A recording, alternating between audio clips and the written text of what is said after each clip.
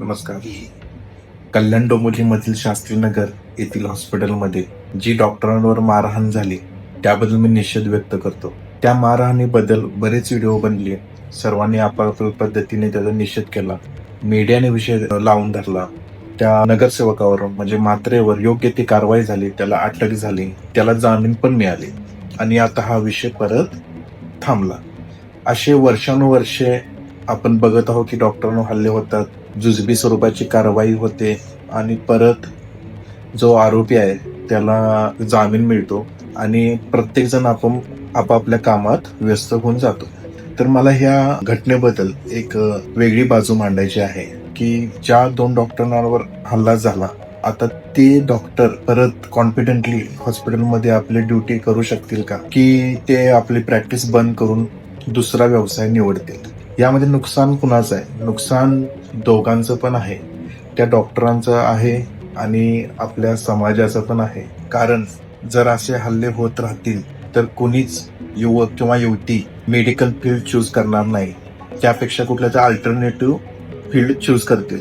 आधीच आपल्या लोकसंख्येच्या मानाने डॉक्टरांची संख्या ही कमी झालेली आहे. तर अजून डॉक्टरांची संख्या कमी झाली तर पूर्ण आरोग्य व्यवस्थेवर हा ताण पडणारच आहे. तरी सर्व नागरिकांनी याचा विचार करायला पाहिजे की आपण एका डॉक्टरावर हमला करतो तर तो हमला फक्त त्या डॉक्टरावर नसून त्या आपल्या आरोग्य व्यवस्थेवरचा हमला आहे. मी या इन्सिडेंटची दुसरी पण बाजू मांडू इच्छितो की मी मान्य करतो काही वेळेस डॉक्टर, सिस्टर किंवा हॉस्पिटल स्टाफ यांची पण चुकी असू शकते, पण त्याच्यावर सोल्युशन्स आहेत. मारहाण हा त्याच्यावर उपाय नाही आहे.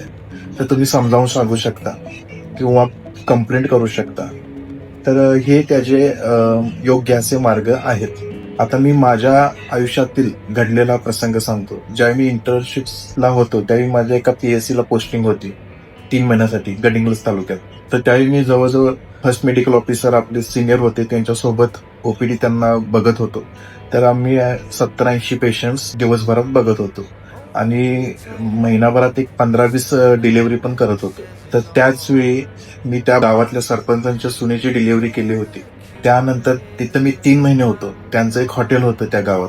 तर त्या 3 महिन्यात त्यांनी एकदाही माझ्याकडून हॉटेलचे पैसे घेतले नाहीत. तर ते म्हणायचे, नाही साहेब तुम्ही माझ्या सुनेची डिलिव्हरी केला. असे बरेच चांगले प्रसंग त्यामध्ये PSC ला असताना माझ्या आयुष्यात आले. पण एक खूपच वाईट अनुभव पण मला आला होता.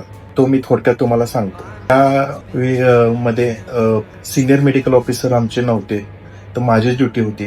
तर रात्री 9:30-10च्या दरम्यान एक स्नेक बाईटचा पेशंट आला होता. एक 9वीतला मुलगा होता. तर त्याच्यासोबत एक सुरुवातीला 4-5 लोक आले होते.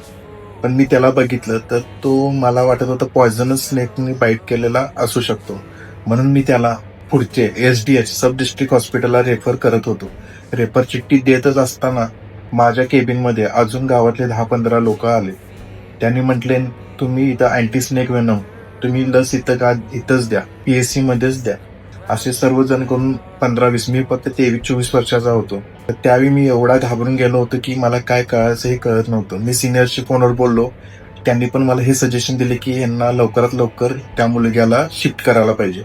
पण ते 20 ते 25 जणांचं टोळकं पूर्ण माझ्या केबिनमध्ये आलेलं, माझ्यावर दमदाटी करत होते आणि मला खूपच प्रेशराईज करत होते की तुम्ही इंजेक्शन इथंच जोडा. मग मी त्यावेळी थोडासा संयम राखला. बाकीच्यांना म्हटलं, जे शिपाई होते त्यांना सांगितलं हे सर्वांना बाहेर काढा. आणि त्या मुलग्याच्या वडिलांशी मी एक संवाद केला, एक 10 मिनिटाचा संवाद केला. मी त्यांना म्हटलं, मी इथं लावे पण हा पॉयझनस स्नेक आहे. जर त्याला व्हेंटिलेटर लागला, ऑक्सिजन लागले तर ती सुविधा इथं उपलब्ध नाही आहेत. आता इथं आपल्याला काय राजकारण करत बसायचं नाही आहे. तर आपण काय करूयात, त्याला पुढच्या हॉस्पिटलला रेफर करूयात. मग त्या वडिलांनी माझं बोलणं नीट ऐकलं. त्यांनी डिसिजन घेतला आणि मला म्हटले त्या मुलग्याला शिफ्ट करा. तर आम्ही SDH ला शिफ्ट केलं. तिथून तो सिव्हिल हॉस्पिटलला शिफ्ट झाला. तो न्यूरोटॉक्सिक स्नेक होता, त्यामुळे त्याला व्हेंटिलेटरची गरज लागली. एक 15-20 दिवस तो तिथे ऍडमिट झाला. त्यानंतर रिकव्हर होऊन परत गावी आला. त्यानंतर त्याचे वडील आणि मुलगा दोघं मला भेटायला PSC ला आले आणि त्यांनी माझे धन्यवाद केले.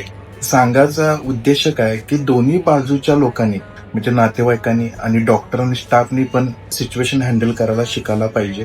म्हणजे राजकारणापर्यंत गोष्ट जाण्याची गरजच नाहीये. थर्ड पार्टीकडे गोष्ट जाण्याची गरजच नाही आहे.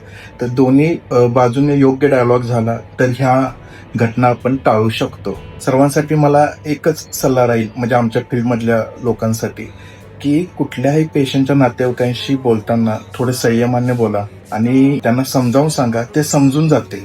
आणि तरी पण नाही समजून झाले तर ती गोष्ट आपण सिनियरकडे कंप्लेंट करू शकतो. पण वादावादीचे प्रसंग टाळा. धन्यवाद. Elysian fields could be right on